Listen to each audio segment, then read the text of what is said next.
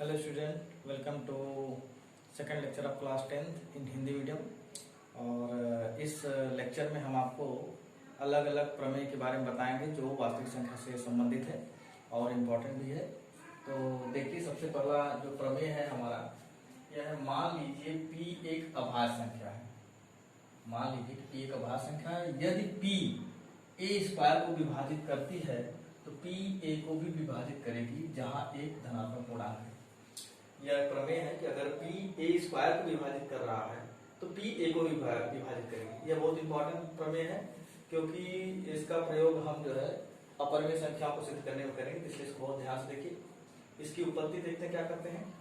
माना a का अभाज्य गुणनखंड को निम्न प्रकार लिखें तो अगर हम इसके अभाज्य गुणनखंड लें a का तो इस प्रकार से अगर लिखेंगे कि p1 गुणे p2 गुणे p3 और pn तक ले जाएंगे। इसको समीकरण एक मान लीजिए, यह अभाज्य गुणनखंडों के रूप में लिखा गया है को, जहां पे p1 p2 p3 अभाज्य संख्याएं हैं। क्योंकि अभाज्य गुणनखंड है तो p1 p2 p3 अभाज्य संख्याएं हैं, परंतु जरूरी नहीं कि अलग अलग हो। ऐसा नहीं है कि यह जो है अलग अलग हो, एक भी हो सकती है। एक ही चीज, जैसे 8 को अगर हम करें तो 2 गुणे 2 गुणे 2 एक ही संख्या प्राप्त हो सकती है, लेकिन अगर 6 करें तो 2 गुणे 3 अलग अलग हो सकती है। तो एक भी हो सकती है, अलग अलग भी हो सकती है। तो p1 p2 3 अभाज्य संख्या है। दोनों पक्षों का वर्ग कर लेंगे अब हम। तो इधर का वर्ग करेंगे तो स्क्वायर बन जाएगा और इसका वर्ग करेंगे तो p1 का स्क्वायर, p2 का स्क्वायर, p3 का स्क्वायर और pn का स्क्वायर। इसको समीकरण 2 लेते हैं। लेकिन अब देखिए, अब दिया क्या है कि p a स्क्वायर को विभाजित करता है। पहले ही दे रखा है कि देखिए यहाँ पे दिया p a स्क्वायर को विभाजित करते हैं, तो हमने ले लिया p a स्क्वायर को विभाजित करते हैं। तो ध्यान से देखिए, अगर p a स्क्वायर का एक अभाज्य गुणनखंड है, जाहिर सी बात है अगर इसको विभाजित कर रहा है स्क्वायर को तो p क्या है, a स्क्वायर का अभाज्य गुणनखंड है। हम p a स्क्वायर को समीकरण देखिए 2 से देखिए, स्क्वायर को हमने इतना मान रखा है कि p1 स्क्वायर गुणे p2 स्क्वायर गुणे p3 स्क्वायर pn स्क्वायर तक।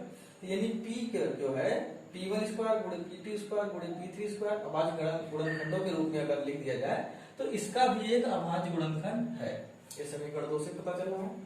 तो अतः हम क्या कर सकते हैं कि a स्क्वायर का अभाज्य गुणनखंड जो है वह क्या है, p1 के रूप में है, p2 के रूप में है, p3 के रूप में है, pn के रूप में है। इस तरह से अलग अलग जो है हमारे जो अभाज्य गुणनखंड है ये स्क्वायर के अभाज्य गुणनखंड के रूप में है। और p इनमें से एक है, जो हमारा p है इन्हीं p1 p2 p3 में से किस कोई भी एक संख्या है। तो परंतु यहाँ पे a का मान जो दे रखा है वो p1 गुणे p2 गुणे p3 pn तक है। यह अभाज्य गुणनखंडों के रूप में लिखा गया है समीकरण से। तो ध्यान से देखिए, इस प्रकार हम कह सकते हैं कि जो p रहेगा a को भी विभाजित करेगा। क्यों?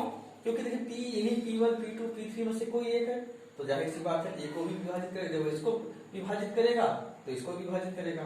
इस प्रकार से p जो है a को भी विभाजित करेगा। तो ये हमारा थ्योरम सिद्ध हो गया।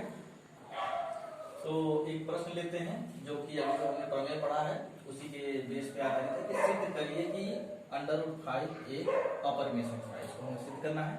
तो √5 को अपरिमेय संख्या सिद्ध करना है। तो आप मान लीजिए कि माना √5 एक परिमेय संख्या है।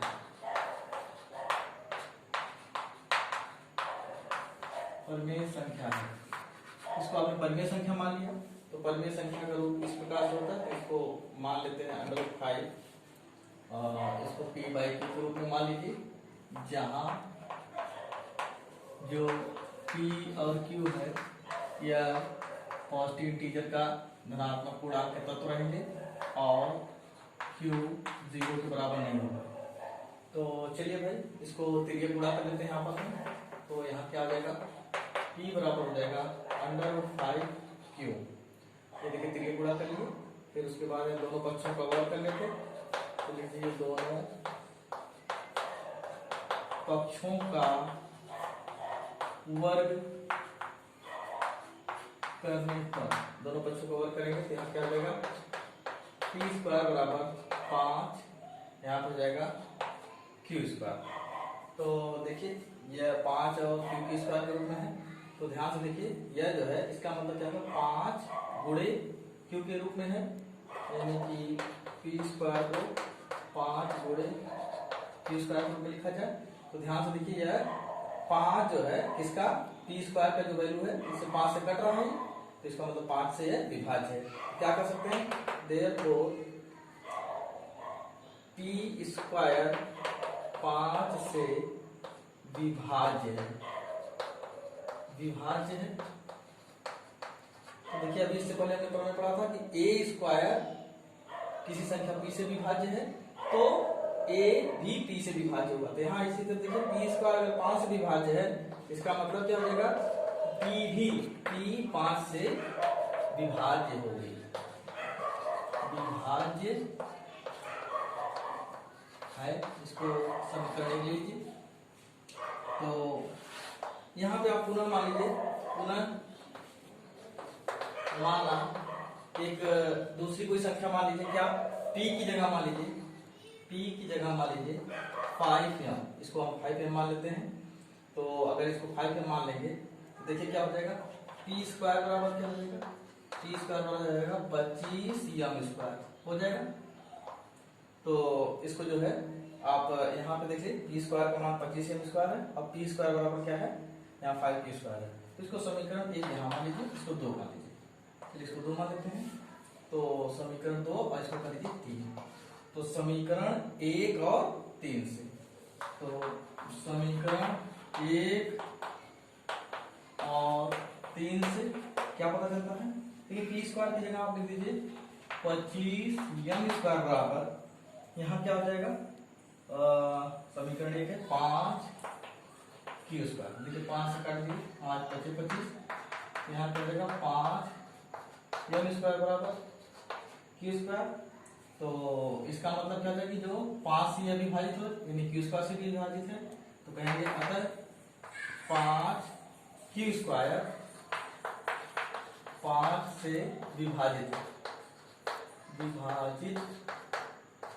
है या विभाज्य है, तो इसका मतलब क्या होगा, इसका मतलब होगा कि q भी 5 से विभाजित है या विभाज्य है, कह सकते हैं विभाजित हो रही है या विभाज्य है। इसको समीकरण 2 मान लीजिए।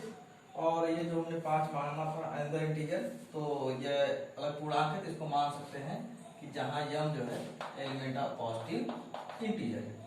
तो समीकरण देखिए यहाँ पे p 5 से विभाज्य है, q 5 से विभाज्य है। तो समीकरण 2 और समीकरण 4 लीजिए, 4 हो गया, 3 तक हम बढ़ गए थे, इसको 4 कर लीजिए। तो कहेंगे अब समीकरण 3 और 4 से, 3 और 4 से क्या पता चला, तो देखिए p या q के रूप में है, यह भी 5 से विभाज्य है, यह भी 5 से विभाज्य है, इसका मतलब क्या है 5 उभयनिष्ठ गुणनखंड है।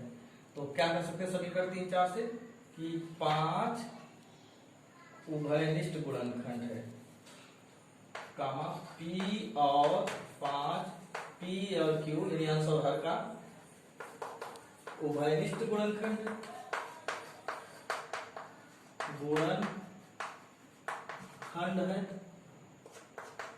उभयनिष्ठ गुणनखंड है।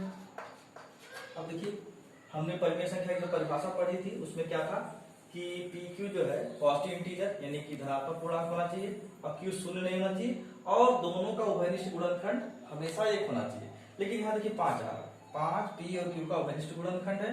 तो अतः क्या हो गया कि हमारी अवधारणा जो आपने माना था गलत है, परिमेय संख्या नहीं है। अतः हमारी अवधारणा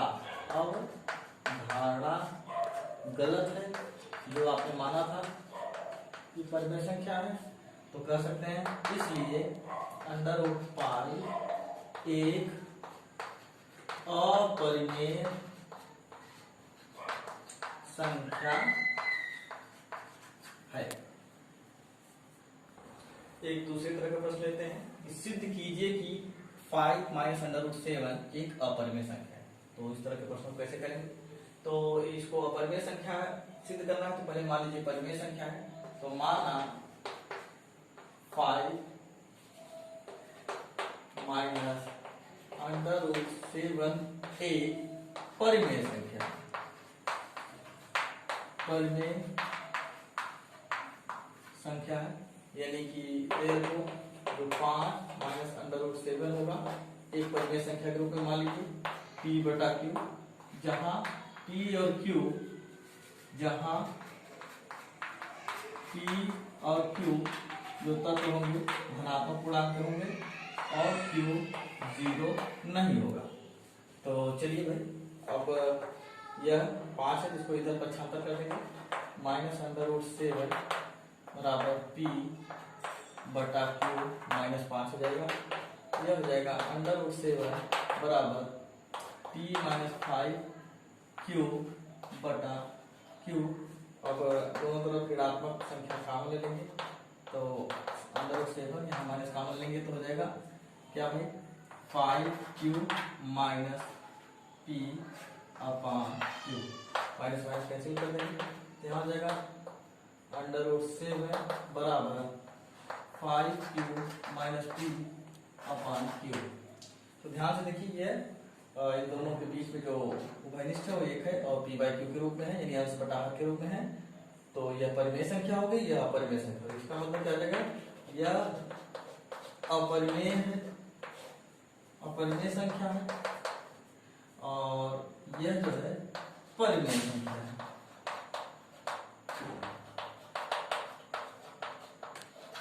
तो यह भी संभव नहीं है, तो इसका मतलब क्या कि असंभव है, जो कि असंभव है,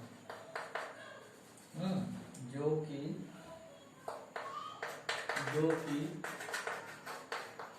असंभव है, यह बराबर नहीं हो सकता।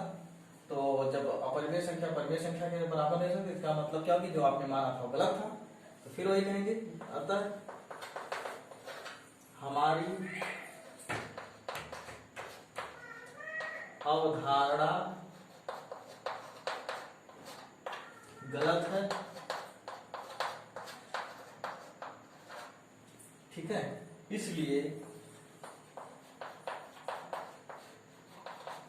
क्या हो जाएगा, 5 माइनस √7 एक अपरिमेय संख्या है, अपरिमेय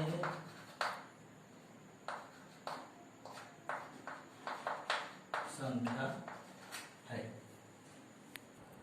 तो अगला प्रमेय देखते हैं कि मान लीजिए x एक ऐसी परिमेय संख्या है जिसका दशमलव प्रसार शांत है, यानी टर्मिनेटिंग है, तब x को P/Q के रूप में व्यक्त किया जा सकता है, जहां P और Q सह अभाज्य संख्या है तथा Q का अभाज्य गुणनखंड 2n और 5n के रूप में है, जहां n m को कोई ऋणात्मक पूर्णांक है।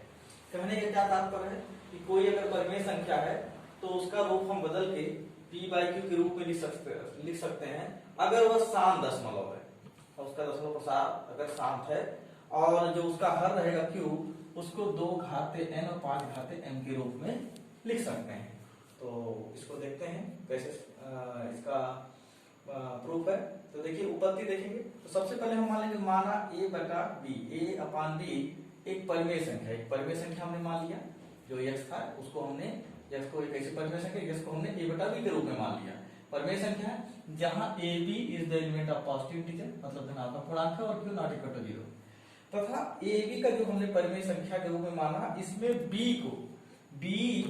10 की घात है, यानी कि जो b है ये 10 के घात के रूप में है। ये देखिए b 10 की घात के रूप में है, यानी a/b में b को जो हर को 10 की घात के रूप में मानेंगे, जिसका दशमलव प्रसार शांत है। इसका मतलब कि a/b का अगर हम दशमलव प्रसार लेंगे तो वह टर्मिनेटिव होगा, शांत होगा। चलिए अब क्या करते हैं कि अब 10 का गुणनखंड करते हैं। तो 10 का गुणनखंड करने पे हमें क्या प्राप्त होता है, 2 × 5 प्राप्त होता है। इस प्रकार b की घात 2 और 5 की घात के रूप में परिवर्तित हो जाता है।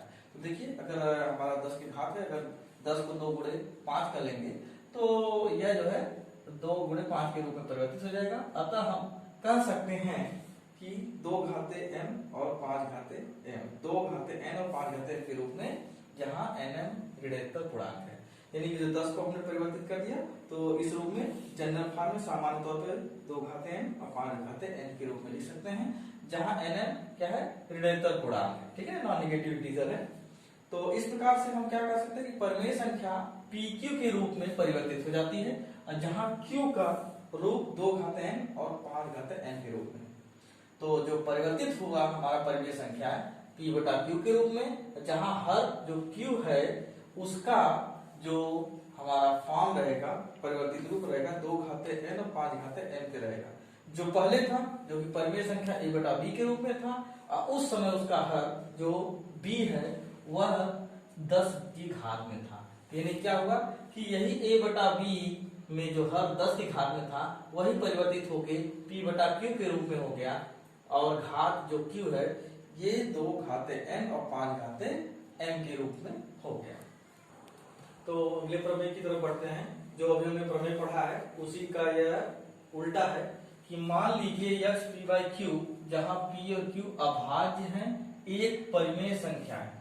इस प्रकार की है, जो परिमेय संख्या वो इस प्रकार की है कि q का अभाज्य गुणनखंड 2 घाते n और 5 घाते m के रूप का नहीं है। ध्यान दीजिए, इसके पहले प्रमेय में था कि अगर 2 घाते n और 5 घाते m के रूप में अगर कोई परिमेय संख्या है जहां पे जिसका हर 2 घाते n और 5 घाते m के रूप में रहे, परिमेय संख्या रहेगा, तो वह क्या होता है, शांत होता है। तो यहाँ कहा गया है कि अगर कोई परिमेय संख्या इस प्रकार से नजर आ रही है p बटा q के रूप में रहे, जहां उसका हर जो q है 2 घाते n और 5 घाते m के रूप में अगर नहीं है, तब क्या होगा, nm जहां की ऋणात्मक पूर्णांक है, तब यक्ष का दशमलव प्रसार अशांत और आवर्ती होगा। ध्यान दीजिए, इसके पहले वाले में था शांत था, यहाँ पे अशांत रहेगा और आवर्ती रहेगा। तो यह जो है एक तरह से निष्कर्ष है।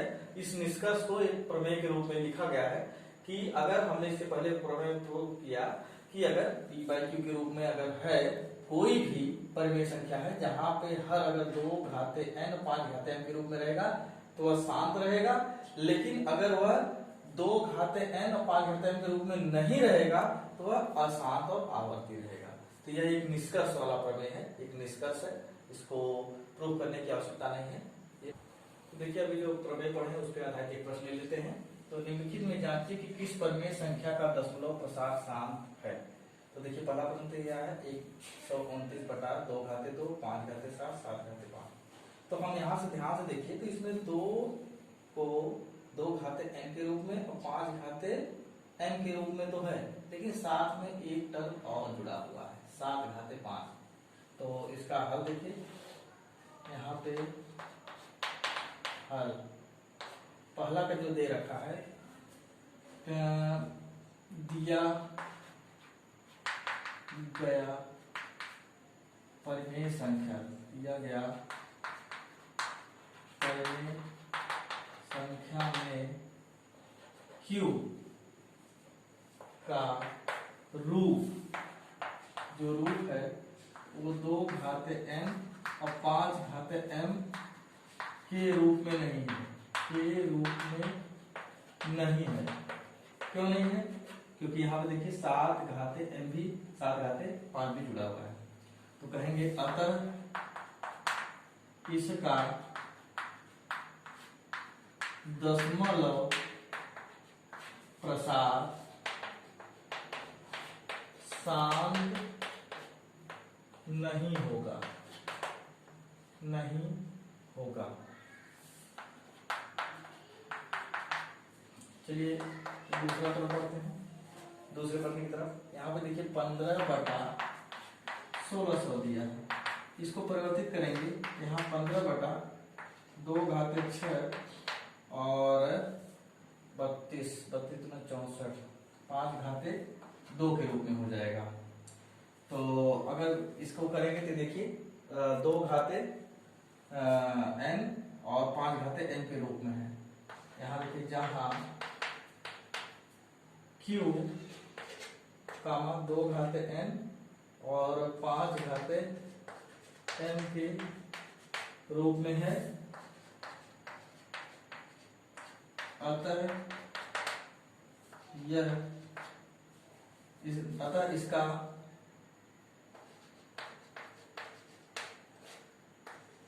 दशमलव प्रसार शांत होगा। तो अगले लेक्चर में हम जो है वास्तविक संख्या पे आधारित और इस प्रमेय पे आधारित अन्य विभिन्न प्रकार के प्रश्नों को थोड़ा हल करेंगे और प्रैक्टिस करेंगे। तो मेरे चैनल को सब्सक्राइब करिए, लाइक करिए, शेयर जरूर करिए और बेल आइकन दबाइए ताकि आपको नोटिफिकेशन मिलता रहे। और मेरा चैनल हिंदी और इंग्लिश दोनों मीडियम में है, तो हिंदी वाले स्टूडेंट, इंग्लिश वाले स्टूडेंट दोनों पढ़ सकते हैं। तो मेरे चैनल को सब्सक्राइब, लाइक जरूर करिए, भूलिएगा नहीं।